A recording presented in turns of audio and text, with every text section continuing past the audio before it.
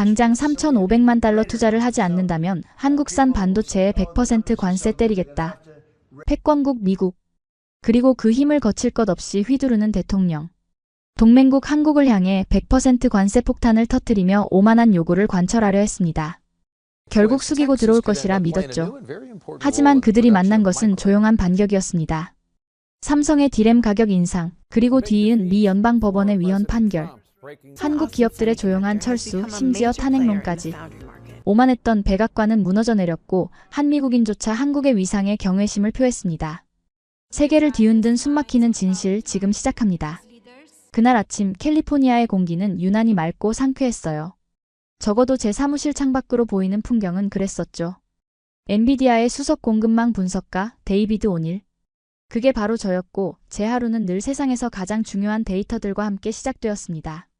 AI 시대의 심장을 만드는 곳, 그 중심에서 저는 미래를 숫자로 읽어내는 사람이었으니까요. 제 예측은 곧 회사의 전략이 되었고 그 전략은 단 한 번도 틀린 적이 없었습니다. 그래서였을까요? 워싱턴에서 날아온 그 소식이 처음엔 그저 시끄러운 소음처럼 들렸던 것은 데이비드 뉴스 봤어? 백악관에서 한국산 반도체에 100% 관세를 매기겠다고 발표했어.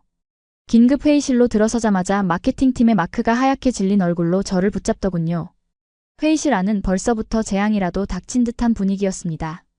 모두들 태블릿 화면에서 눈을 떼지 못하고 있었고 화면 속에서는 백악관 무역 담당국장이라는 로버츠라는 사람이 자신만만한 표정으로 떠들고 있었죠. 동맹이라는 단어를 말하면서도 그 표정엔 일말의 존중도 찾아볼 수 없었어요. 그저 힘으로 상대를 굴복시킬 수 있다는 오만함만이 가득했습니다. 이건 미친 짓이야. 당장 다음 분기부터 우리 HBM 수급 계획은 어떻게 되는 거지? 삼성 없이는 아예 생산이 불가능하다고. 생산 부사장인 사만다가 날카롭게 소리쳤지만 저는 오히려 이상할 정도로 침착했습니다. 아니, 침착을 넘어 약간의 조소까지 머금고 있었을지도 모르겠어요. 저는 회의실 앞 스크린으로 다가가 모두의 시선을 집중시켰습니다. 여러분, 진정하시죠. 이건 정치가들이 늘 하는 쇼일 뿐입니다. 진짜 시장을 움직이는 건 저들이 아니라 바로 우리들이니까요. 제 말에는 힘이 실려 있었죠. 언제나 그랬듯이 말입니다. 마크가 여전히 불안한 얼굴로 되물었어요. 하지만 데이비드, 100%는 차원이 다른 문제야. 이건 사실상 전쟁 선포나 다름없다고. 삼성이 어떤 반응을 보일지 예측할 수가 없어. 저는 그 말을 듣고 가볍게 웃어 보였습니다. 그리고 제 평소의 지론을 제가 수십 번의 보고서를 통해 증명해왔다고 믿었던 사실을 동료들에게 설명하기 시작했죠. 저는 이 순간을 즐기고 있었던 것 같아요. 혼란에 빠진 동료들 앞에서 명쾌한 해답을 제시하는 해결사의 역할 말입니다. 마크, 그리고 여기 계신 모든 분들. 우리가 한 가지 간과하고 있는 게 있어요. 한국, 그리고 삼성이란 기업의 본질 말입니다. 그들은 의심할 여지 없이 훌륭한 파트너예요. 우리가 설계한 청사진을 세계 최고의 품질로 가장 빠르게 만들어내는 놀라운 능력을 가졌죠. 하지만 그들은 어디까지나 최고의 플레이어이지 게임의 룰 메이커가 아닙니다. 제 목소리는 회의실의 불안한 공기를 가르며 울려 퍼졌습니다. 저는 조금 더 구체적인 예를 들어 설명하기 시작했어요. 과거의 데이터와 역사적 사실들을 동원해서 말이죠. 1980년대 일본을 기억하십니까? 그때도 미국은 일본의 반도체 굴기를 막기 위해 엄청난 압박을 가했습니다. 결과는 어땠죠? 일본은 결국 백기를 들고 말았어요. 왜일까요? 기술이 부족해서? 아니요. 그들도 최고의 기술을 가졌었죠. 하지만 그들의 기술은 결국 미국의 시장과 미국의 플랫폼이라는 거대한 운동장 안에서만 의미가 있었기 때문입니다. 운동장 주인이 나가라고 하면 아무리 뛰어난 선수라도 뛸 곳이 없어지는 것과 같은 이치예요. 저는 잠시 말을 멈추고 회의실을 둘러보았습니다. 모두가 제 말에 집중하고 있었죠. 지금 상황도 마찬가지입니다. 생각해보세요. AI의 기본 설계, 운영체제, 그리고 이 모든 것을 움직이는 소프트웨어 플랫폼은 누가 가지고 있죠? 바로 우리입니다. 미국이에요. 그들은 우리가 깔아준 판 위에서 가장 효율적으로 부품을 생산하는 역할을 맡고 있을 뿐입니다. 물론 그 역할이 아주 중요하긴 하지만 판 자체를 우리가 쥐고 있는 한 그들이 할 수 있는 선택은 그리 많지 않아요. 이것이 바로 제가 믿어온 세상의 질서였습니다. 미국이 아이디어를 내고 판을 설계하면 한국과 같은 나라들이 그 안에서 부지런히 부품을 만들어 공급하는 거대한 시스템. 저는 이 시스템이 절대 무너지지 않을 거라고 확신했어요. 그들은 최고의 모방꾼이지 최초의 혁신가는 아니라는 말이야. 우리가 시장을 닫아버리면 그들이 아무리 좋은 반도체를 만든다 한들 팔 곳이 사라지는 겁니다. 그 타격은 우리보다 그들이 훨씬 더 클 수밖에 없어요. 그러니 결국엔 어떻게 될까요? 처음엔 자존심 때문에 좀 튕기겠지만 물밑으로는 어떻게든 백악관과 협상 라인을 만들려고 필사적으로 노력할 겁니다. 그러다가 적당한 명분을 찾아서 타협하게 되겠죠. 늘 그래왔듯이 말입니다. 제 설명이 끝나자 회의실의 공기가 조금은 누그러지는 듯 했습니다. 제 말에는 언제나 데이터와 과거의 경험이라는 강력한 힘이 실려 있었으니까요. 저는 불안해하는 동료들을 안심시키기 위해 마지막 쐐기를 박았습니다. 물론 만약을 대비해서 형식적인 절차는 밟아야겠죠. 에런. 저는 제 팀의 주니어 분석가인 에런을 불렀습니다. 그는 회의 내내 긴장한 얼굴로 제 말을 받아 적고 있었어요. 이번 관세 조치가 현실화되었을 때 삼성의 가격 정책 변화, 시나리오별로 우리 회사가 입게 될 손실 범위를 분석해서 보고서 하나 만들어줘요. 시나리오는 세 가지로 하죠.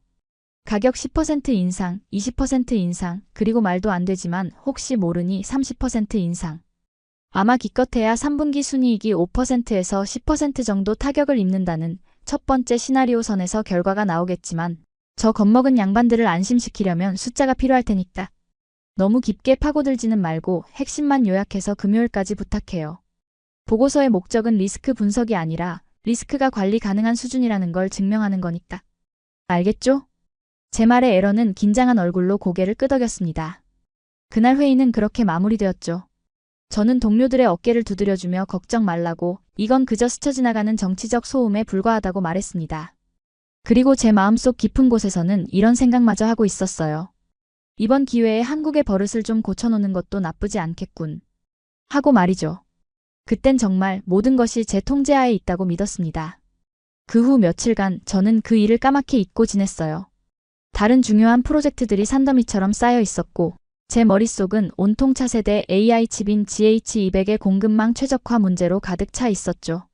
가끔 뉴스에서 미국과 한국의 관계가 악화되고 있다는 소식이 들려왔지만 저는 그저 제 예측이 맞아가고 있는 과정일 뿐이라고 대수롭지 않게 넘겼습니다. 한국이 자존심 때문에 버티고는 있지만 물밑에서는 백악관과 치열한 협상을 벌이고 있을 거라고 결국엔 그들이 먼저 손을 내밀 거라고 생각했죠. 아내와의 저녁 식사 자리에서 그 친구들 곧 조용해질 거야. 세상이 어떻게 돌아가는지 배워야지. 라며 와인을 마셨던 기억도 나는군요. 그리고 운명의 금요일 오후가 되었습니다. 한 주간의 업무를 거의 마무리하고 주말에 딸과 함께 가기로 한 요세미티 국립공원 캠핑 계획을 확인하며 잠시 커피를 마시고 있었어요. 창밖으로 보이는 캘리포니아의 햇살은 여전히 평화로웠습니다. 그때 에런이 하얀 종이 뭉치를 들고 제 사무실로 들어왔어요. 평소와 달리 그의 얼굴은 새하얗게 질려 있었고 손에 든 보고서를 제게 건네는 손이 미세하게 떨리고 있었습니다. 팀장님, 요청하신 보고서 나왔습니다. 저는 그의 불안한 태도를 대수롭지 않게 여겼습니다. 아마 신입이라 이런 종류의 보고서를 처음 다뤄봐서 긴장했겠거니 생각했죠. 수고했어, 에런. 별 내용 없지? 예상대로 순이익 10% 내외 손실, 그 정도 수준인가? 에런은 아무 말 없이 고개만 저었습니다. 저는 의아한 표정으로 보고서의 첫 장을 넘겼습니다. 그리고 그 순간부터 제가 쌓아온 모든 확신과 오만의 성이 무너져 내리기 시작했어요. 보고서의 첫 부분은 평이한 시장 분석이었습니다. 다 아는 내용이었죠. 하지만 두 번째 장을 넘기는 순간 제 숨이 멎는 듯 했습니다. 거대한 원형 그래프 하나가 페이지 전체를 차지하고 있었어요. 글로벌 디램 시장 점유율.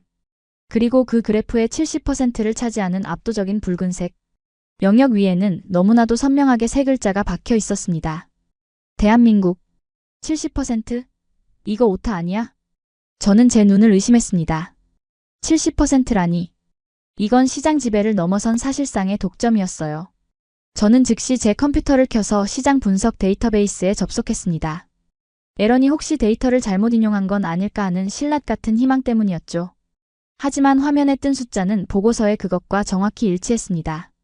전 세계의 컴퓨터, 스마트폰, 데이터 서버가 10대 있다면 그중 7대의 핵심 부품을 한국이라는 단 하나의 나라가 만들고 있다는 뜻이었죠. 이건 제가 알던 시장의 상식을 완전히 뒤엎는 숫자였습니다.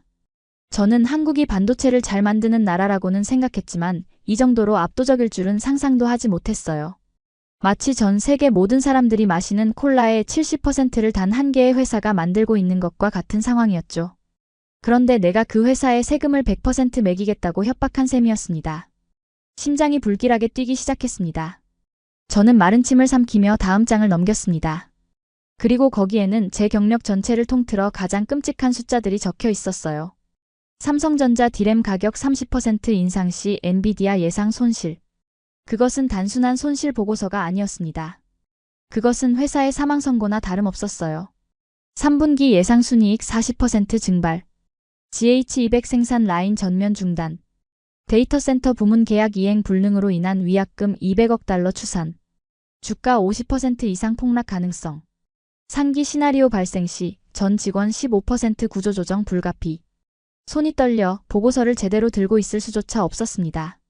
이건 제가 회의실에서 자신만만하게 말했던 5%에서 10%의 타격과는 차원이 다른 이야기였어요. 이건 타격이 아니었습니다. 회사의 심장을 멈추게 할 수 있는 치명타였죠. GH200은 우리 회사의 미래 그 자체였습니다. AI 시대를 지배하기 위해 모든 것을 쏟아부은 야심작이었죠. 제가 지난 2년간 밤을 새워가며 공급망을 최적화했던 제 경력의 걸작이었습니다. 그런데 그 심장부의 혈액 공급을 우리가 을이라고 생각했던 한국의 한 기업이 완전히 틀어줄 수 있다는 사실을 저는 이제야 깨달은 것이었습니다. 우리가 판을 깔아준다고요? 아니었습니다. 그들이 판 자체였던 겁니다. 우리는 그저 그들이 만들어준 무대 위에서 춤을 추고 있었을 뿐이었어요. 저는 자리에서 일어나 창밖을 보았습니다. 평화롭기만 하던 캘리포니아의 풍경이 마치 지옥의 입구처럼 보이기 시작했습니다. 그동안 제가 믿어왔던 모든 것, 제가 동료들에게 자신만만하게 설명했던 세상의 질서가 한순간에 무너져 내리는 소리가 들리는 듯했어요. 어떻게 이럴 수가 있지? 내가 뭘 놓친 거지? 저는 미친 사람처럼 중얼거리며 인터넷 검색창을 열었습니다. 한국 언론들의 반응을 찾아보기 시작했죠. 번역기를 돌려가며 기사들을 읽어내려갔습니다. 저는 그들이 혼란에 빠져 있거나 정부를 비난하거나 미국의 유화적인 제스처를 보내는 기사를 필사적으로 찾았습니다. 하지만 화면에 보이는 것은 제 예상과 정반대의 단어들이었습니다. 기술 주권, 굴욕은 없다, 국가적 자존심. 그들의 반응은 경제적 손실에 대한 두려움이 아니었어요. 그것은 국가의 존엄을 지키겠다는 결연한 의지에 가까웠습니다. 저는 그제야 제가 한 가지 변수를 전혀 계산에 넣지 않았다는 사실을 깨달았습니다. 바로 자존심이라는 변수.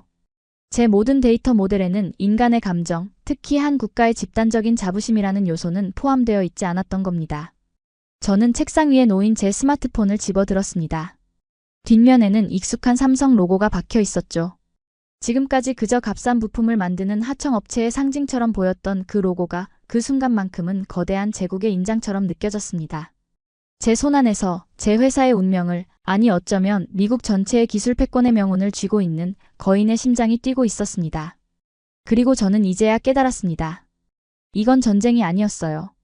일방적인 학살이 시작될 참이었습니다. 그리고 제 조국, 미국은 그 학살의 희생양이 될 운명이었습니다. 제가 바로 그 방아쇠를 당기는 데 일조한 것이었고요. 제 세상이 무너져 내렸던 그 보고서를 읽은 후 며칠 밤낮을 거의 뜬 눈으로 세웠습니다. 잠이 들면 추락하는 회사의 주가 그래프가 악몽으로 나타났고 깨어있으면 사무실의 모든 모니터가 저를 비웃는 것만 같았죠. 하지만 언제까지고 충격에만 빠져있을 수는 없었어요. 저는 엔비디아의 수석 분석가였고 제 역할은 문제를 예측하는 것에서 그치지 않고 해결책을 찾는 것까지 포함되어 있었으니까요. 아니, 어떻게든 해결해야만 했습니다.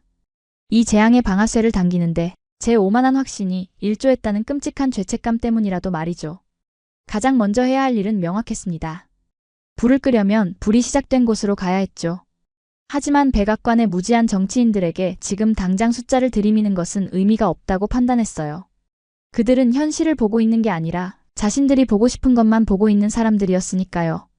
그렇다면 그들이 무시할 수 없는 현실, 즉 시장 그 자체를 움직이는 사람과 먼저 대화해야 했습니다. 바로 삼성전자였죠. 저는 CEO와의 긴급 면담을 요청했습니다. 그리고 제가 직접 삼성과의 협상 채널을 열겠다고 선언했어요. 제가 가겠습니다. 이건 단순히 부품 가격을 흥정하는 차원의 문제가 아닙니다. 양쪽 모두 파멸하는 길이라는 걸 데이터에 기반해서 논리적으로 설득해야 합니다. 정치인들은 못 알아들어도 그들은 기술과 숫자를 아는 사람들이니 말이 통할 겁니다. CEO는 제 얼굴에 서린 비장함을 읽었는지 말없이 고개를 끄덕였습니다. 그렇게 저는 제 경력에서 가장 중요한 화상회의를 준비하기 시작했습니다. 지난 며칠간 분석한 모든 데이터를 동원해 수십 페이지에 달하는 발표 자료를 만들었어요.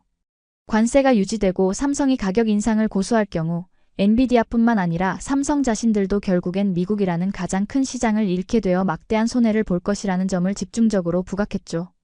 이것은 자존심 싸움이 아니라 양쪽 모두에게 이익이 되지 않는다는 것을 설득하는 것이 핵심이었습니다.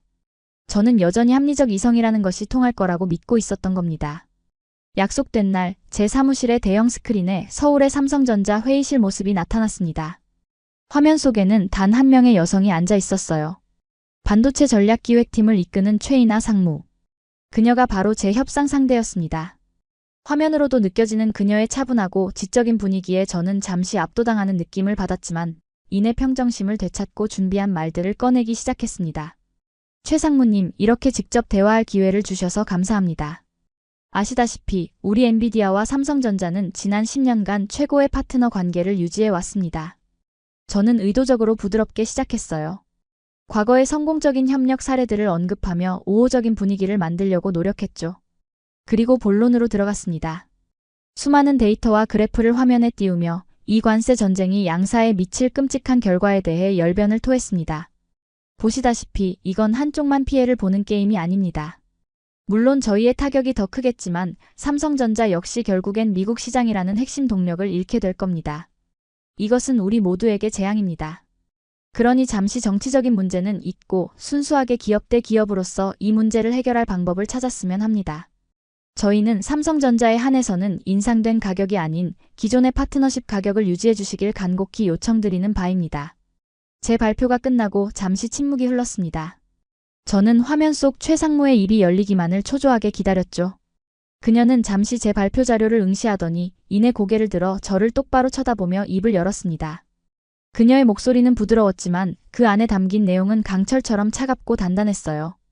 데이비드, 상세한 분석 자료 잘 보았습니다. 당신이 왜 엔비디아 최고의 분석가인지 알겠군요.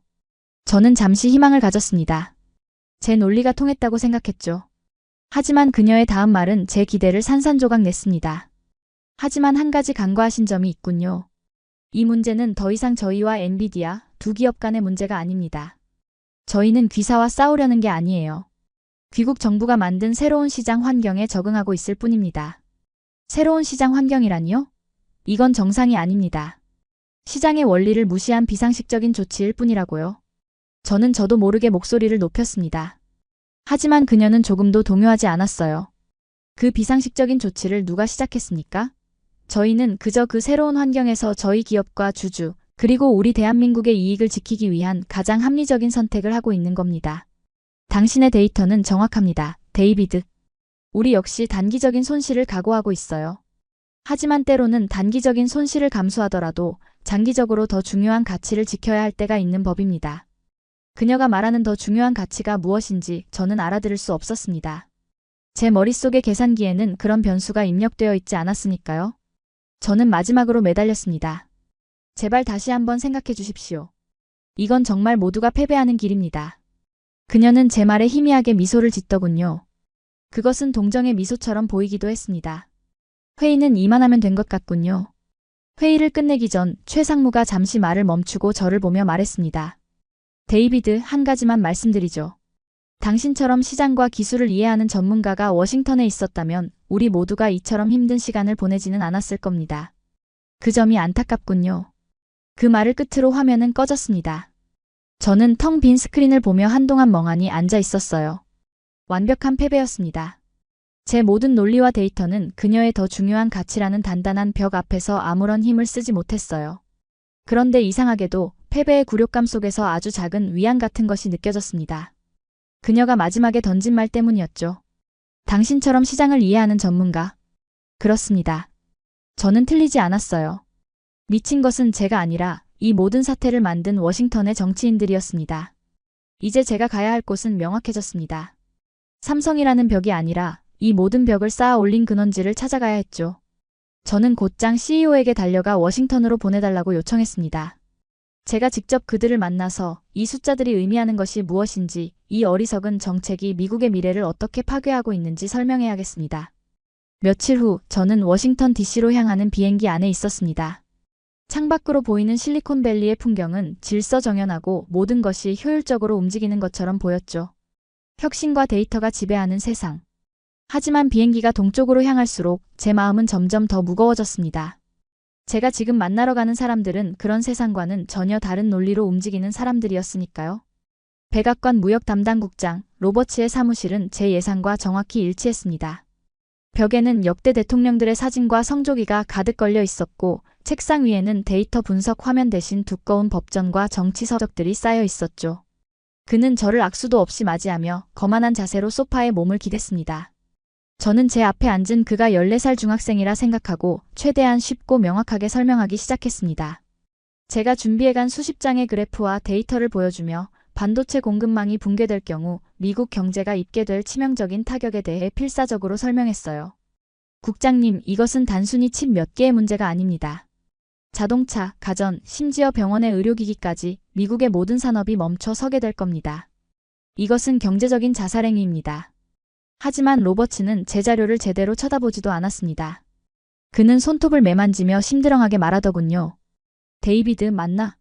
자네 같은 기술자들은 늘 숲을 못 보고 나무만 보는 경향이 있어. 이건 경제 문제가 아니야. 이건 정치의 문제지. 미국의 힘을 보여주는 문제라고. 힘이라니요? 우리 스스로의 동맥을 끊는 것이 힘입니까? 이건 힘이 아니라 무지입니다. 저는 분노를 참지 못하고 소리쳤습니다. 그러자 로버츠는 마치 철없는 아이를 타이르는 듯한 표정으로 저를 보며 말했어요. 젊은 친구, 열정은 좋지만 현실을 배워야지. 당신들은 그냥 하던 대로 부품 만들고 생산에만 집중해. 협상 같은 골치 아픈 일은 우리 어른들에게 맡겨두고 말이야. 곧 좋은 소식이 있을 테니 걱정 말고 돌아가봐. 그 순간 저는 모든 것을 포기하고 싶어졌습니다. 저는 수학에 대해 이야기하고 있는데 그는 신념에 대해 이야기하고 있었어요. 이길 수 없는 싸움이었죠. 저는 아무 말도 못하고 사무실을 나왔습니다. 워싱턴의 차가운 공기를 마시며 저는 완벽한 무력감에 휩싸였습니다. 한쪽에는 원칙이라는 강철 벽을 두른 삼성이 있었고 다른 한쪽에는 무지라는 콘크리트 벽을 쌓은 백악관이 있었습니다. 그리고 그 사이에 낀 엔비디아와 미국 경제는 서서히 질식해가고 있었죠. 캘리포니아로 돌아온 저를 맞이한 것은 제 보고서가 예언했던 끔찍한 현실들이었습니다.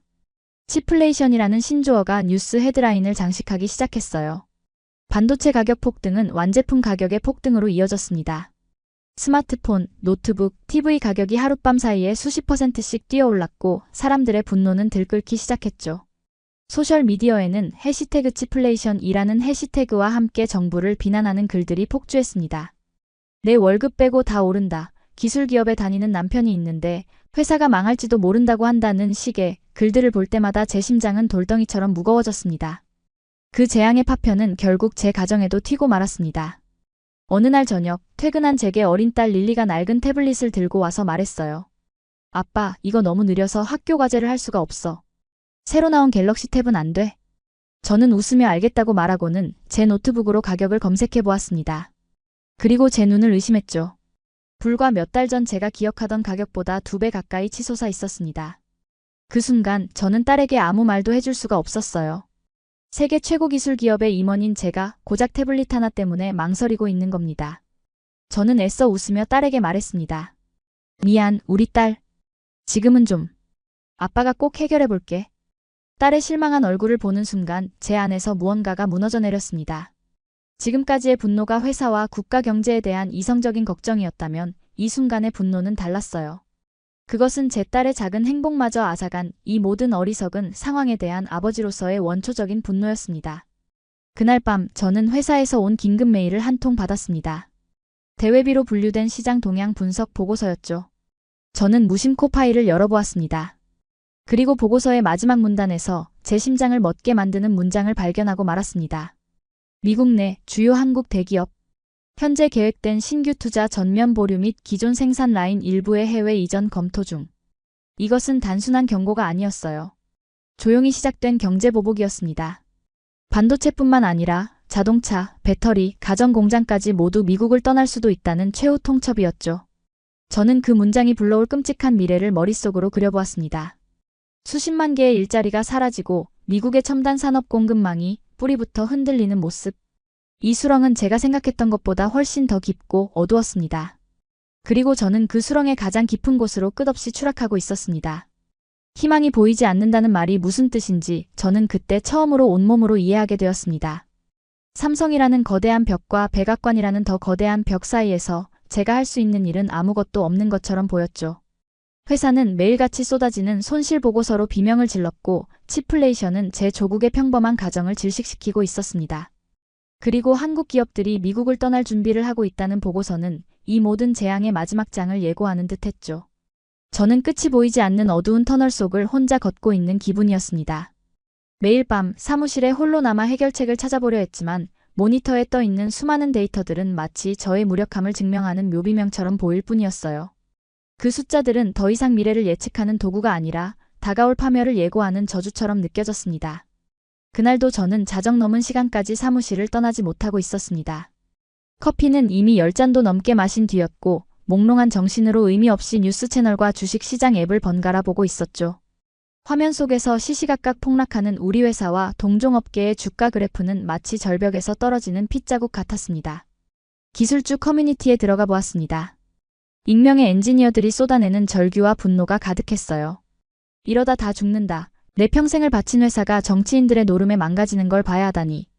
정부가 우리를 버렸다. 그 글자 하나하나가 제 가슴에 박히는 것 같았습니다. 이 재앙의 시작에 제 오만한 예측이 있었다는 죄책감이 저를 짓눌렀죠. 저는 모든 것을 포기하고 노트북을 덮으려 했습니다. 이 지옥 같은 현실에서 잠시라도 도망치고 싶었죠. 바로 그때였습니다. 화면 오른쪽 하단에 아주 작게 깜빡이는 긴급 속보 알림이 떴습니다. 평소 같았으면 그냥 무시하고 컴퓨터를 껐을 테지만 그날은 무슨 이유에선지 홀린 듯이 마우스를 가져가 그 알림을 클릭했어요. 그리고 제 눈앞에 나타난 헤드라인은 굳게 닫혀있던 터널의 벽에 아주 작은 균열을 만들어내는 한 줄기 빛과도 같았습니다. 연방항소법원, 트럼프 행정부의 상호 관세의 위헌 판결. 대통령 권한 남용. 위헌이라고요? 저도 모르게 자리에서 벌떡 일어났습니다. 심장이 미친 듯이 뛰기 시작했죠. 저는 기사 본문을 미친 듯이 읽어내려갔습니다. 법률 용어들이 가득했지만 핵심은 명확했어요. 대통령이 의회의 고유 권한인 관세 부과권을 침해했다는 것. 국가 비상사태라는 명분을 자의적으로 확대 해석하여 법을 위반했다는 것이었습니다. 이 판결의 대상이 된 관세는 우리가 직접적으로 타격을 입은 반도체 관세와는 다른 건이었지만 그 법리적 파급 효과는 상상 이상일 수 있었어요. 이것은 단순한 정책 실패가 아니었습니다. 이것은 사법부의 철퇴였습니다. 지금까지 백악관은 국익과 애국심이라는 애매한 단어들 뒤에 숨어 모든 비판을 회피해왔어요. 로버츠 국장이 제게 했던 말이 떠올랐습니다. 이건 정치야. 하지만 이제 법원이 그들의 행동이 정치의 영역을 넘어선 불법이라고 선언한 겁니다. 그들이 휘두르던 무기가 사실은 헌법에 위배되는 가짜였다는 것을 온 세상에 공표한 셈이었죠.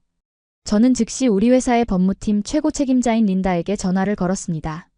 새벽 1시가 넘은 시간이었지만 그런 건 중요하지 않았어요. 그녀는 제가 아는 사람 중 가장 냉철하고 논리적인 사람이었고 지금 제게 필요한 것은 바로 그런 것이었죠.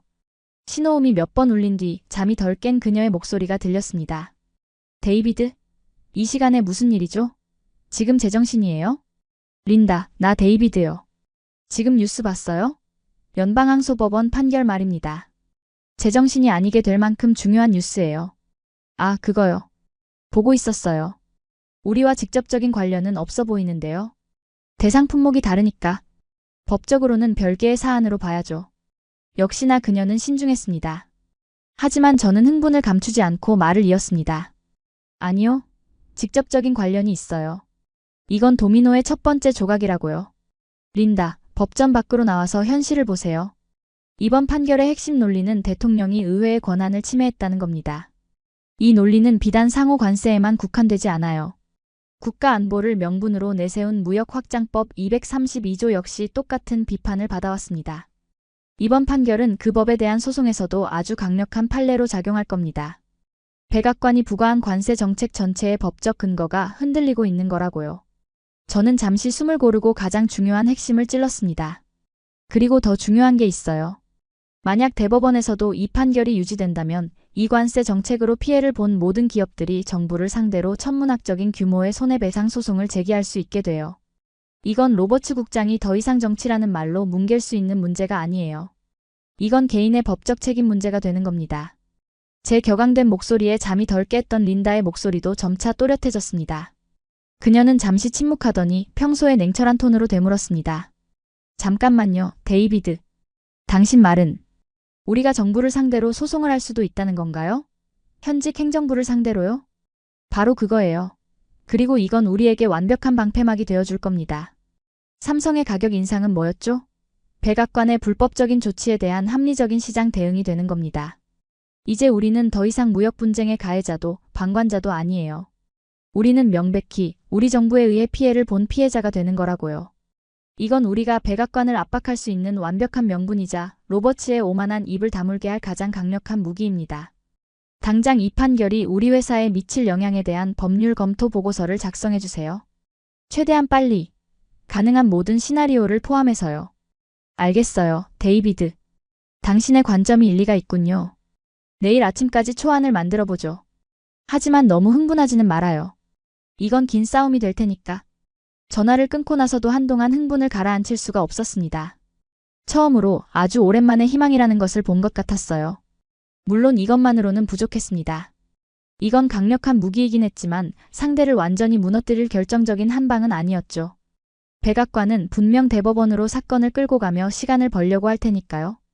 하지만 어둠 속에서 성냥 하나를 켠 것만으로도 저는 다시 움직일 힘을 얻을 수 있었습니다. 그리고 바로 다음 날 밤 두 번째 성냥이 제 손에 쥐어졌습니다. 이번에는 제가 예상치도 못한 곳에서였죠. 대학 시절 룸메이트였고 지금은 워싱턴의 유력한 정치 컨설팅 회사에서 일하고 있는 친구 줄리안에게서 전화가 걸려왔습니다. 언제나 정보에 밝았지만 이렇게 한밤중에 먼저 전화를 거는 일은 드물었죠.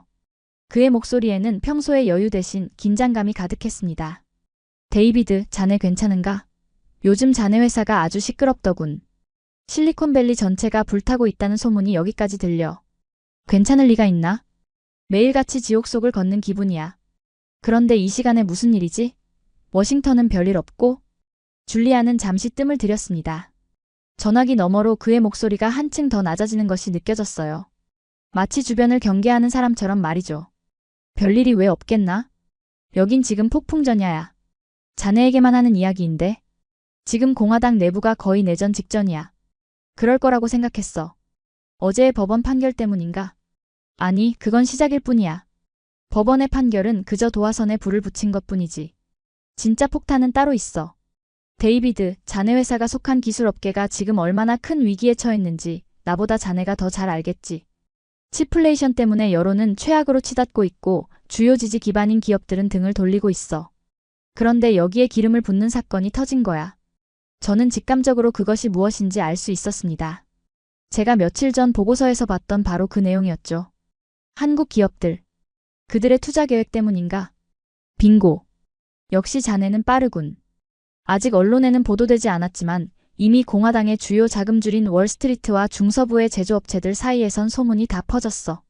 삼성이 텍사스에 짓기로 한 파운드리 공장 계획을 전면 재검토하고 있고 현대차와 LG는 조지아와 테네시의 배터리 공장 증설을 무기한 연기했다는군. 이게 무슨 뜻인지 알겠나? 수십만 개의 일자리가 날아간다는 뜻이지. 특히 공화당의 핵심 지지 기반인 러스트 벨트 지역에서 말이야. 그 이상이야, 데이비드. 이건 단순한 경제 문제가 아니야. 이건 선거의 문제야. 대통령이 미국에 공장을 짓겠다고 약속해서 표를 얻었던 바로 그 지역들이 이제는 한국 기업들의 철수 때문에 가장 큰 피해를 보게 생긴 거라고.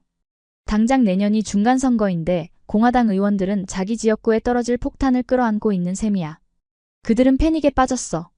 자기들 정치 생명이 끝장나게 생긴 거라고. 텍사스와 조지아의 상원 의원들이 백악관 비서실장에게 거의 매시간 전화를 걸어 비명을 지르고 있다는군. 대통령이 우리를 죽이려 한다고 말이야. 줄리안의 목소리는 점점 더 심각해졌습니다. 그는 한숨을 쉬더니 마침내 제가 상상조차 하지 못했던 단어를 꺼냈습니다.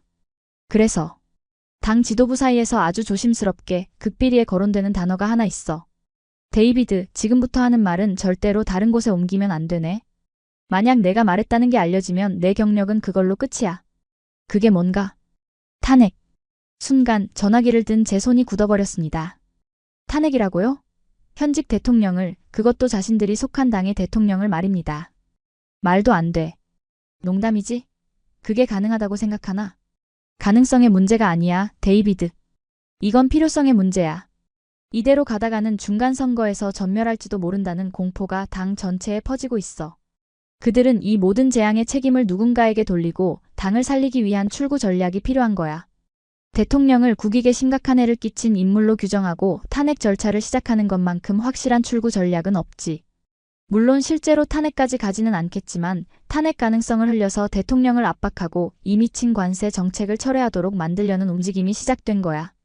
지금 백악관은 외부의 적이 아니라 내부의 칼날 때문에 잠 못 이루고 있어. 로버츠 같은 강경파들은 이제 도간에 든 쥐 신세라고. 전화를 끊고 나서 저는 한동안 자리에서 일어날 수 없었습니다. 머릿속이 복잡하게 얽히는 것 같았지만 동시에 안개 속에 가려져 있던 거대한 그림이 서서히 모습을 드러내는 듯한 기분이었습니다. 저는 비틀거리며 사무실 한가운데에 있는 거대한 화이트보드 앞으로 걸어갔습니다. 그리고 미친 사람처럼 보드에 단어들을 적어내려가기 시작했어요. 저는 먼저 보드 한쪽에 로버츠의 세계라고 적었습니다. 그리고 그 아래에 그가 신봉하는 단어들을 나열했죠. 정치, 힘, 애국심, 그들은 굴복할 것이다. 그것은 현실이 아니라 그들이 믿고 싶은 신념에 가까웠습니다. 그들의 세계는 20년 전의 낡은 지도와 같았어요. 그리고 보드의 반대편에는 현실이라고 적었습니다. 그리고 제가 지난 몇 주간 겪었던 그리고 방금 알게 된 모든 진실의 조각들을 하나의 거대한 무기체계처럼 배치하기 시작했습니다. 첫 번째, 저는 경제적 현실, 내부 붕괴라고 쓰고 에런이 만들었던 그 끔찍한 보고서를 보드에 붙였습니다. 보고서의 순이익 40% 증발이라는 글자 위에 붉은색 마커로 동그라미를 쳤습니다. 그리고 그 옆에 제 딸 릴리의 사진을 붙였죠. 딸의 실망하던 얼굴이 떠올라 가슴이 아팠습니다. 이것은 숫자의 문제가 아니라 우리 모두의 삶의 문제였습니다.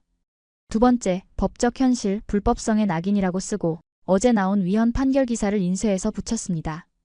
기사의 대통령 권한 남용이라는 부분에 형광펜으로 밑줄을 그었습니다. 이제 백악관의 정책은 어리석은 것을 넘어 불법이 되었습니다. 세 번째, 산업적 현실, 동맹의 보복이라고 쓰고 한국 기업들의 투자 철회 검토 보고서를 붙였습니다.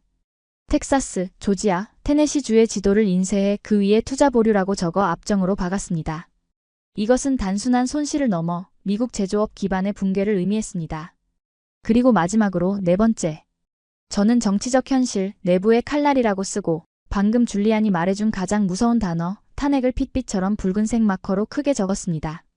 그리고 그 단어를 다른 모든 현실과 화살표로 연결했죠. 경제, 법, 산업의 모든 문제가 결국 정치적 파멸이라는 하나의 종착역으로 향하고 있었습니다. 화이트보드를 가득 채운 단어들을 바라보며 저는 마침내 모든 것을 깨달았습니다. 이것들은 각각 별개의 사건이 아니었어요. 하나의 오만한 결정이 불러온 거대한 연쇄 재앙이었습니다. 그리고 로버츠와 백악관은 이 네 가지 현실 중 단 하나도 제대로 인지하지 못하고 있었죠. 그들은 여전히 자신들의 낡은 세계관 속에 갇혀 있었습니다. 그 순간 저는 제가 무엇을 해야 하는지 정확히 알게 되었습니다. 누군가는 이 모든 현실을 그들의 눈앞에 펼쳐 보여주어야 했습니다. 흩어져 있는 진실의 조각들을 하나의 거대한 망치로 만들어 그들의 단단한 무지의 벽을 깨부숴야 했습니다. 그리고 그 망치를 휘두를 수 있는 사람은 이 모든 조각을 손에 쥐고 있는 단 한 사람. 바로 저 데이비드 오닐이었습니다. 저는 더 이상 패배자가 아니었어요. 더 이상 무력한 분석가도 아니었습니다. 저는 진실이라는 가장 강력한 무기를 손에 쥔 전사였습니다. 저는 곧장 CEO의 사무실로 달려갔습니다. 그는 제 얼굴에 서린 결연한 표정을 보고 놀란 듯 했습니다. 저는 그에게 화이트보드에 정리한 모든 내용을 마치 전쟁 브리핑을 하듯 빠르고 정확하게 설명했습니다. 사장님, 다음 백악관 회의가 언제입니까? 아마 다음 주 화요일이 될 걸세. 하지만 자네가 또 갈 필요는. 지난번에 이미 충분히 상처받지 않았나? 아니요, 제가 가야만 합니다. 이번에는 단순히 설득하러 가는 것이 아닙니다. 저는 제 앞에 앉은 CEO를 똑바로 바라보며 말했습니다. 저는 그들에게 선택지를 주러 가는 겁니다. 이 모든 진실을 받아들이고 이 미친 정책을 되돌릴 것인지 아니면 경제적 파산과 법적 책임 그리고 정치적 파멸이라는 세 가지 칼날을 모두 받을 것인지 그들이 선택하게 만들 겁니다. 그들은 지금까지 자신들이 칼자루를 쥐고 있다고 착각했지만 이제는 칼날이 자신들의 목을 겨누고 있다는 사실을 알려줘야 합니다. 그러니 저를 그 회의실로 보내주십시오. 제가 이 전쟁을 끝내겠습니다. 제 목소리에는 더 이상 절망이나 분노가 담겨 있지 않았습니다. 그곳에는 차갑고도 비장한 결의만이 존재할 뿐이었죠. 마침내 반격의 시간이 온 것이었습니다. 워싱턴 DC로 다시 향하는 비행기 안에서 저는 더 이상 지난번처럼 무력감을 느끼지 않았습니다. 제 손에 들린 가방 안에는 숫자로 가득 찬 보고서뿐만 아니라 경제와 법, 그리고 정치라는 세 개의 날카로운 칼이 들어 있었죠. 지난 몇 달간 저를 짓눌렀던 절망감은 이제 차가운 분노와 비장한 결의로 바뀌어 있었습니다. 이것은 더 이상 저 혼자만의 싸움이 아니었어요. 제 딸의 미래, 우리 회사의 생존, 그리고 제 조국의 기술 리더십이 걸린 싸움이었습니다. 백악관의 회의실은 여전히 위압적인 분위기를 풍겼지만 이번에는 그 분위기에 압도당하지 않았습니다. 이미 방 안에는 애플, 구글, 아마존 등 미국을 대표하는 기술 기업의 최고 경영자들이 무거운 표정으로 앉아 있었죠. 그들의 얼굴에는 지난 몇 달간의 고통과 불안이 고스란히 새겨져 있었습니다. 이곳은 더 이상 대화를 위한 자리가 아니었어요. 일방적인 명령을 하달하기 위해 소집된 패전 처리 회의나 다름없었습니다. 잠시 후 회의실 문이 열리고 로버츠 국장이 위풍당당한 모습으로 들어왔습니다. 그는 마치 개선장군처럼 보였지만 저는 그의 얼굴에 스치는 아주 미세한 불안감을 읽을 수 있었어요. 법원의 판결과 당 내부의 심상치 않은 분위기를 그가 모를 리 없었죠. 하지만 그는 애써 그 불안감을 감추며 여전히 오만한 목소리로 회의를 시작했습니다. 그는 이 자리를 흩어지려는 충성심을 다잡고 자신의 건재함을 과시하는 무대로 만들 작정이었습니다. 여기 모인 미국의 위대한 기업가 여러분, 힘든 시기라는 것을 압니다. 하지만 위대한 국가는 위대한 희생을 통해 만들어지는 법입니다. 지금 우리는 국가의 미래를 위해 아주 중요한 싸움을 하고 있습니다. 일부 파트너 국가의 이기적인 행동과 단기적인 이익에만 눈이 먼 기업들의 불평 때문에 우리의 위대한 여정을 멈출 수는 없습니다. 이럴 때일수록 위대한 미국 기업들이 정부를 믿고 따라주어야 합니다. 일부 기업들이 단기적인 손실에 흔들리고 있다는 보고를 받았지만 진정한 애국 기업이라면 이 정도의 시련은 기꺼이 감수해야 한다고 믿습니다. 그의 연설은 노골적인 협박이자 동시에 교묘한 분열 책략이었습니다. 그는 애국심이라는 단어로 모든 경제적 손실을 정당화하려 했고 이 정책에 협조하지 않는 기업은 반역자로 몰아세울 기세였죠. 그는 우리에게 이 모든 손실을 감수하고 정부의 정책을 잠자코 따르라고 명령하고 있었습니다. 다른 CEO들은 불만스러운 표정이었지만 누구 하나 선뜻 입을 열지 못했어요. 현직 행정부의 막강한 권력 앞에서 그들 역시 무력감을 느끼고 있었던 겁니다. 모두가 침묵하고 있을 때 제가 자리에서 일어났습니다. 회의실의 모든 시선이 제게로 쏠렸죠. CEO도 아닌 일개 분석가인 제가 일어선 것에 모두가 놀란 눈치였습니다. 특히 로버츠 국장은 불쾌한 표정으로 저를 쏘아보았어요. 당신은 누구지? 엔비디아의 데이비드 오닐 맞나? 여긴 CEO들이 발언하는 자리일 텐데. 발언하고 싶으면 절차를 따르시오. 저는 그의 말을 무시하고 회의실의 모든 사람들을 향해 입을 열었습니다. 제 목소리는 놀라울 정도로 차분하고 단단하게 울려 퍼졌어요. 여기 계신 모든 분들께, 그리고 특히 로버츠 국장님께 먼저 제 고백부터 드려야 할 것 같습니다. 모두가 의아한 표정으로 저를 쳐다보았습니다. 솔직히 말씀드리겠습니다. 불과 몇 달 전 저 역시 국장님과 똑같이 생각했습니다. 저는 제 사무실에 앉아 한국은 그저 우리의 훌륭한 부품 공급처일 뿐이며 우리가 시장을 닫으면 그들은 결국 굴복할 것이라고, 우리가 이 게임의 규칙을 만드는 사람이라고 확신했습니다. 저는 숫자를 믿는 사람이었지만 세상에서 가장 중요한 숫자를 놓치고 있었습니다. 바로 시장 점유율 70%라는 거대한 현실을 말입니다. 저는 틀렸습니다. 위험할 정도로, 그리고 오만할 정도로 틀렸습니다. 제 솔직한 고백에 회의실의 분위기가 미묘하게 바뀌기 시작했습니다. 이것은 단순한 반박이 아니었어요. 현실을 깨달은 전문가의 자기 반성이자 아직도 꿈속을 헤매는 사람을 향한 경고였습니다. 저는 로버츠 국장을 똑바로 바라보며 말을 이었습니다. 제가 저지른 실수는 개인적인 오판으로 끝날 수 있었습니다. 하지만 국장님의 실수는 지금 미국 전체를 파멸로 이끌고 있습니다. 국장님은 위대한 희생을 말씀하셨지만 지금 누가 희생하고 있습니까? 저는 준비해온 태블릿을 켜서 회의실의 대형 스크린에 연결했습니다. 화면에는 해시태그 치플레이션이라는 해시태그와 함께 폭등한 전자제품 가격 앞에서 좌절하는 미국 시민들의 인터뷰 영상이 흘러나왔습니다. 바로 저 사람들입니다. 새 노트북이 필요하지만 살 수 없는 대학생들, 아이에게 스마트폰 하나 사주기 위해 허리띠를 졸라매는 부모들. 제 딸도 마찬가지입니다. 아빠가 엔비디아의 임원인데도 저는 딸에게 태블릿 하나 마음 편히 사주지 못하는 아빠가 되었습니다. 이것이 국장님께서 말씀하시는 위대한 희생의 실체입니까? 이것은 희생이 아니라 일방적인 고통일 뿐입니다.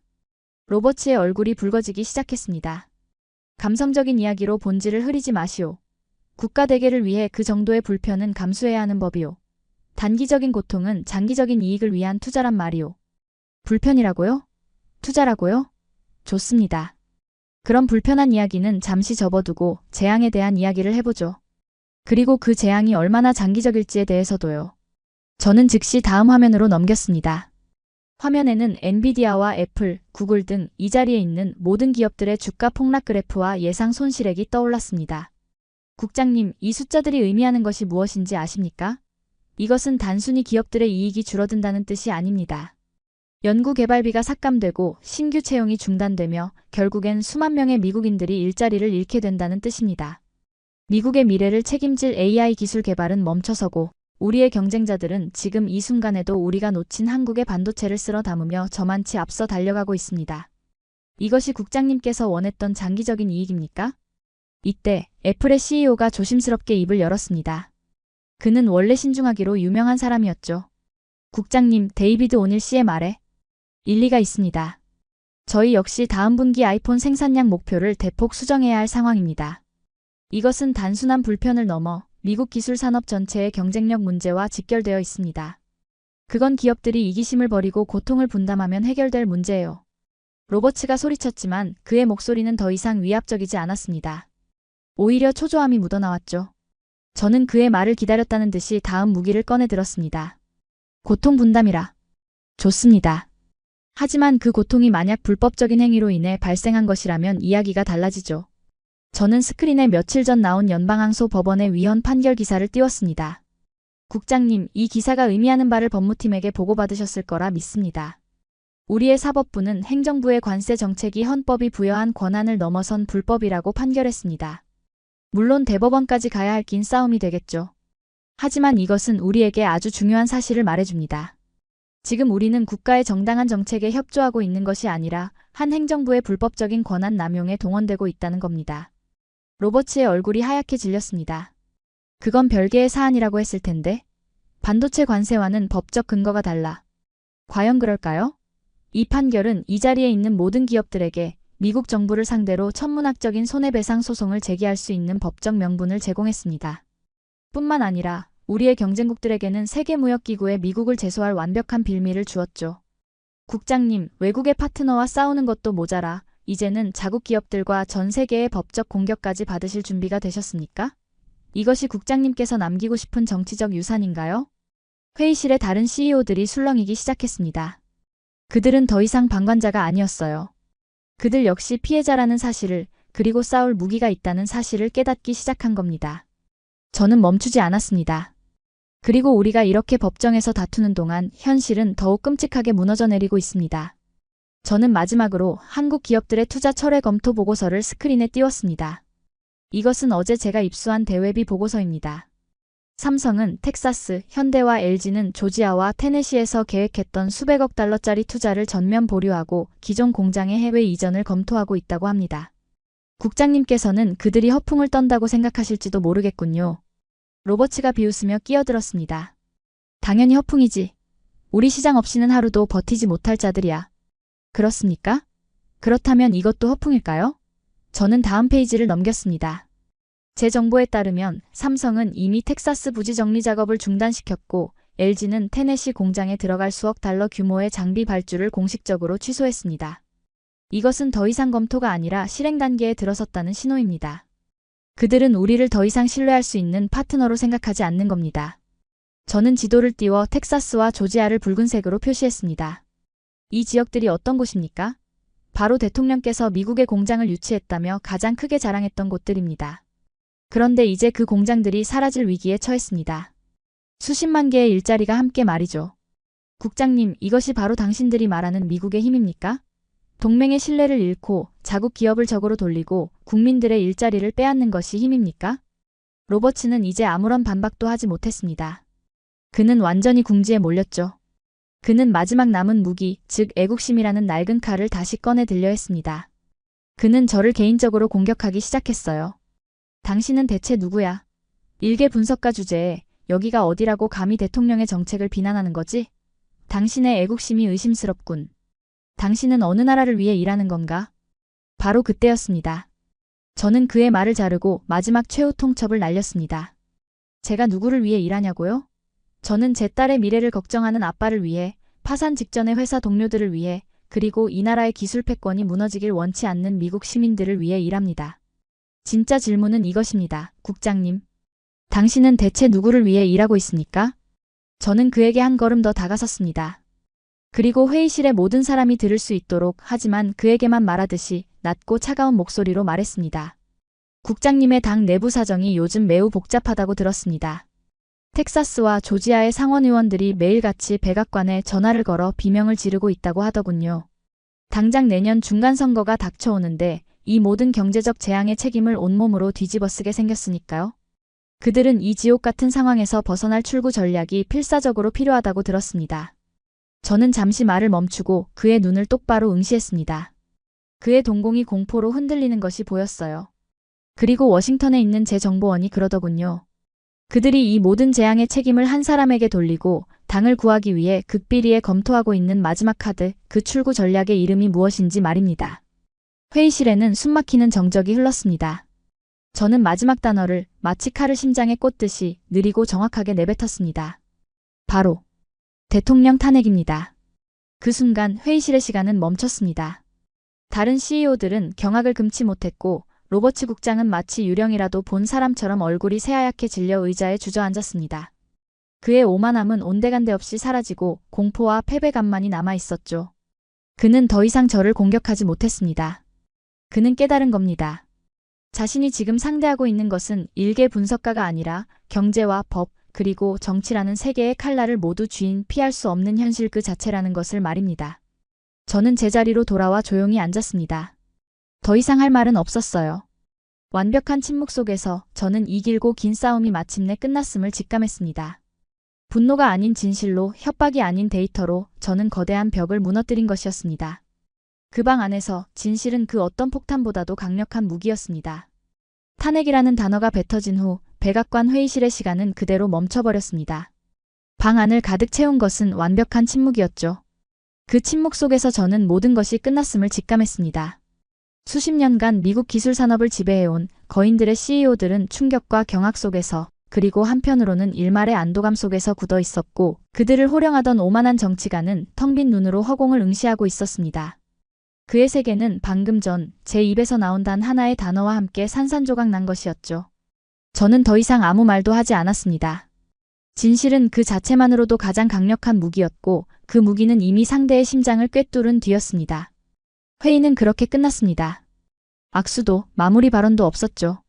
사람들은 유령처럼 조용히 자리에서 일어나 흩어졌습니다. 회의실을 나오면서 몇몇 CEO들이 제게 다가와 말없이 어깨를 두드리거나 고개를 끄덕여 보였습니다.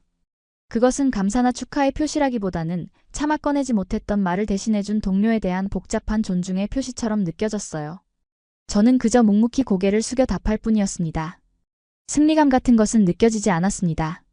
대신 거대한 폭풍의 눈 한가운데 서 있는 듯한 기묘한 고요함과 온몸을 짓누르는 탈진 상태에 가까운 피로감이 몰려왔죠. 워싱턴을 떠나 캘리포니아로 돌아오는 내내 저는 창밖을 보며 생각에 잠겼습니다. 과연 무엇이 바뀐 걸까? 백악관은 과연 패배를 인정할까? 그들은 분명 이 치욕적인 순간을 어떻게든 감추고 자신들의 권위를 지키기 위해 발버둥 칠 것이었습니다. 제 예상은 틀리지 않았습니다. 회의가 끝난 후 이틀 동안 세상은 놀라울 정도로 조용했어요. 백악관은 그날의 회의에 대해 어떤 공식적인 발표도 내놓지 않았습니다. 언론 역시 마찬가지였죠. 아마도 로버츠 국장 측에서 필사적으로 보도를 통제하고 있었을 겁니다. 저는 초조하게 뉴스를 새로 고침하며 기다렸습니다. 이대로 모든 것이 없었던 일처럼 묻혀버리는 것은 아닐까 하는 불안감이 엄습했죠. 하지만 진실은, 특히나 그렇게 많은 거물들이 목격한 진실은 영원히 감옥에 가두어 둘 수 없는 법입니다. 사흘째 되던 날 아침, 마침내 거대한 댐이 무너지기 시작했습니다. 시작은 월스트리트 저널의 짧은 특종 기사 하나였습니다. 백악관과 실리콘밸리, 반도체 관세 문제로 정면 충돌. 행정부 정책 전면 재검토 압박받아. 기사에는 그날 회의에 참석했던 익명의 CEO의 증언이 담겨 있었죠. 그 기사는 시작에 불과했습니다. 마치 기다렸다는 듯이 뉴욕타임스와 워싱턴 포스트에서 훨씬 더 상세하고 신랄한 후속 기사들을 쏟아내기 시작했어요. 기사의 내용은 충격적이었습니다. 누군가가 그날 회의의 내용을 거의 그대로 언론에 흘린 것이 분명했어요. 저의 발언, 로버츠 국장의 굴욕, 그리고 탄핵이라는 단어까지. 모든 것이 활자화되어 세상에 공개되었습니다. 백악관은 더 이상 버틸 수 없었습니다. 그날 오후 대변인은 아주 짧고 건조한 공식 성명을 발표했습니다. 저는 그 성명의 모든 단어를 지금도 기억합니다. 기술업계의 지도자들과의 생산적인 논의를 거쳐 행정부는 제한된 관세안의 이행을 추가적인 검토를 위해 무기한 연기하기로 결정했습니다. 생산적인 논의, 추가적인 검토, 무기한 연기. 그것은 워싱턴 정치가들이 패배를 인정할 때 사용하는 가장 세련된 외교적 수사였죠. 그들은 항복이라고 말하지 않았지만 세상 사람 모두가 그것이 완벽한 항복 선언이라는 것을 알고 있었습니다. 길고 길었던 8개월간의 전쟁은 그렇게 조용히 막을 내렸습니다. 그 후 며칠간 전 세계는 이 사건을 분석하고 해석하느라 떠들썩했습니다. 저는 제 사무실에 앉아 마치 남의 이야기인 양 그 모든 반응들을 지켜보았습니다. 미국 언론들은 행정부의 재앙적인 오판과 전략적 참사를 비판하는 기사를 연일 쏟아냈습니다. 특히 워싱턴 포스트의 한 칼럼은 제 마음에 깊이 남았어요. 이번 사건은 미국이 더 이상 힘과 압박만으로 세계를 움직일 수 없다는 사실을 보여준 역사적 변곡점이다. 워싱턴은 총을 들고 싸움에 나섰지만 상대는 그들이 서 있는 땅 자체를 소유하고 있었다. 유럽 언론들은 한 걸음 더 나아갔습니다. 영국의 BBC 방송에서는 저명한 국제 정치학자들이 모여 특별 토론을 벌이더군요. 한 패널이 했던 말이 기억에 남습니다. 미국인들은 이번 싸움을 위해 칼을 들고 나섰습니다. 하지만 그들의 상대는 칼로 벨 수 없는 유령과 싸우는 법을 알고 있었죠. 그 유령의 이름은 바로 대체 불가능성입니다. 21세기의 진정한 힘은 군사력이 아니라 당신 없이는 아무것도 할 수 없게 만드는 기술적 주권에서 나옵니다. 아시아 언론들의 반응은 훨씬 더 복잡 미묘했습니다. 특히 일본과 중국의 언론들은 한국의 승리를 조명하면서도 그 이면에 숨겨진 함의에 대해 깊이 분석했어요. 그들은 이것이 단지 한국만의 승리가 아니라 기존의 세계 질서에 균열이 생겼다는 신호탄으로 받아들이는 듯했습니다. 그리고 그 모든 논평과 분석의 끝에는 늘 한 사람의 이름이 조용히 언급되곤 했습니다. 이 모든 혼란을 종식시킨 장본인 로버츠 국장이었죠. 그는 백악관 성명이 발표된 바로 다음 날 개인적인 사유로 사임했습니다. 그의 정치적 경력은 그렇게 조용하고도 치욕적으로 막을 내렸습니다. 그가 휘두르던 오만한 칼은 결국 자기 자신을 베고 만 것이었습니다. 폭풍이 지나간 후 제게는 마지막으로 해결해야 할 일이 남아 있었습니다. 바로 삼성과의 새로운 계약이었죠. 우리 팀은 며칠간 새로운 계약 조건을 검토했습니다. 하지만 그것은 검토라기보다는 일방적인 통보를 확인하는 것에 가까웠어요. 가격은 그들이 인상한 그대로였고 공급 물량 보장에 대한 조항은 이전보다 훨씬 더 그들에게 유리하게 바뀌어 있었습니다. 우리에게는 어떤 협상의 여지도 남아있지 않았죠. 저는 마지막으로 최이나 상무와 화상회의를 통해 계약을 최종 확정하기로 했습니다. 다시 화면에 나타난 그녀의 모습은 이전과 똑같이 차분하고 침착했어요. 승자의 여유나 자만심 같은 것은 찾아볼 수 없었습니다. 우리는 계약서의 최종 조항들을 형식적으로 확인했습니다. 예전 같았으면 단어 하나, 숫자 하나를 두고 몇 시간씩 씨름했을 테지만 그날의 회의는 단 10분 만에 끝났습니다. 제가 계약서에 전자서명을 하며 말했습니다. 최 상무님, 저희는 이 조건에 전적으로 동의합니다. 그녀는 조용히 고개를 끄덕였습니다. 이제 모든 것이 끝났다고 생각한 순간 제가 먼저 입을 열었습니다. 이것은 제가 꼭 해야만 하는 말이었습니다. 최 상무님, 지난 몇 달간 개인적으로 많은 것을 배웠습니다. 감사하다는 말씀을 드리고 싶군요. 제 말에 그녀의 눈빛이 미세하게 흔들리는 것 같았습니다. 그녀는 잠시 저를 응시하더니 처음으로 희미한 미소를 보이며 말했습니다. 성장은 때로 고통스러운 법이죠, 데이비드. 개인이든 국가든 말입니다. 저희는 이 새로운 이해를 바탕으로 엔비디아와 더욱 생산적인 파트너 관계를 이어나가길 기대합니다. 그 말을 끝으로 그녀는 정중하게 고개를 숙였고 화면은 꺼졌습니다. 저는 그제야 길고 길었던 전쟁이 정말로 끝났다는 것을 실감할 수 있었습니다. 우리는 졌습니다. 하지만 동시에 더 중요한 무언가를 얻었을지도 모른다는 생각이 들었죠. 그 주 주말 저는 딸 릴리와의 약속을 지켰습니다. 백화점에 가서 반짝이는 새 갤럭시 탭을 사주었죠. 딸은 세상을 다 가진 것처럼 기뻐하며 저를 껴안았습니다. 그 작은 태블릿 하나가 제게는 지난 몇 달간의 처절했던 싸움에 대한 훈장처럼 느껴졌습니다. 집으로 돌아오는 차 안에서 딸은 태블릿으로 그림을 그리며 말했어요. 아빠, 이거 정말 좋다. 아빠가 세상에서 최고야. 저는 아무 말 없이 딸의 머리를 쓰다듬어 주었습니다. 그날 밤 저는 제 서재에 홀로 앉아 와인을 마셨습니다. 창밖으로는 캘리포니아의 아름다운 야경이 펼쳐져 있었죠. 저는 지난 8개월간의 시간을 천천히 복기해 보았습니다. 불과 몇 달 전 저는 세상을 흑과 백, 강자와 약자라는 이분법적인 시선으로 바라보았습니다. 미국은 강자였고 한국은 우리의 도움이 필요한 약자였죠. 저는 제 데이터와 논리가 세상을 움직이는 전부라고 믿었습니다. 하지만 저는 틀렸습니다. 세상은 제가 생각했던 것보다 훨씬 더 복잡하고 다층적이었어요. 저는 힘이 군함과 전투기에서만 나온다고 생각했지만 그들은 눈에 보이지도 않는 작은 칩 하나로 세상의 질서를 바꾸었습니다. 저는 그들의 침착함과 예의 바름을 유약함이라고 오해했지만 그것은 모든 수를 읽고 있던 전략가의 자신감이었습니다. 저는 그들이 단기적인 이익 앞에서 결국 굴복할 것이라고 예측했지만 그들에게는 눈앞의 손실보다 더 중요한 가치, 바로 국가의 자존심과 주권이 있었습니다. 그제야 저는 최상무가 했던 말의 의미를 온전히 이해할 수 있었어요. 더 중요한 가치. 그것은 제 데이터 모델에는 존재하지 않았던, 하지만 세상을 움직이는 가장 강력한 변수였습니다. 우리는 그들을 얕보았습니다. 그저 부지런한 생산기지라고만 생각했죠. 하지만 그들은 가장 조용하게, 그리고 가장 완벽하게 기술로 세계의 힘을 재편하고 있었습니다. 이것은 전쟁의 승패가 아니었어요. 우리가 이해하지 못했던 새로운 시대의 힘을 목격했을 뿐이었습니다. 세상의 규칙이 바뀌었다는 것을 우리 모두가 고통스럽게 배운 교훈이었죠. 저는 책상 위에 놓인 제 스마트폰을 들어 올렸습니다. 뒷면에 새겨진 삼성 로고가 어둠 속에서 희미하게 빛나고 있었어요. 저는 더 이상 그것을 단순한 상표로 볼 수 없었습니다. 그것은 새로운 시대의 문을 연 거인의 상징이었습니다. 그리고 저는 그 문 앞에서 길을 잃었던 한 명의 오만한 여행자였을 뿐이었죠. 이제 저의 진짜 일은 지금부터 시작될 것이었습니다. 이 새로운 지도를 읽고 새로운 규칙을 배우고 이 변화된 세상에서 제 조국이 나아갈 길을 다시 찾아내는 일 말입니다. 그것이 바로 제가 이 처절한 싸움 끝에 얻게 된 유일한 전리품이었습니다. 오늘의 이야기 어떻게 보셨나요? 100% 관세 폭탄이라는 오만한 압박 앞에서 주인공 데이비드를 포함한 세상 모두가 한국이 결국 굴복할 것이라 예상했습니다. 하지만 돌아온 것은 백악관을 침묵시키고 스스로의 오만을 깨닫게 만든 조용한 반격이었습니다. 이것은 단순히 한 기업의 승리가 아니었습니다.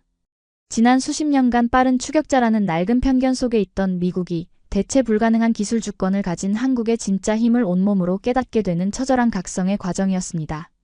힘의 논리가 지배하던 시대는 끝났습니다. 이제는 누구도 따라올 수 없는 기술력과 한치의 흔들림 없는 원칙이야말로 한 나라의 국격을 증명하는 새로운 규칙이 되었습니다. 여러분께서 생각하시는 미래 시대의 진정한 강대국의 조건은 무엇인가요? 그리고 우리가 가진 기술의 힘이 앞으로 세상을 어떻게 바꿀 수 있을까요?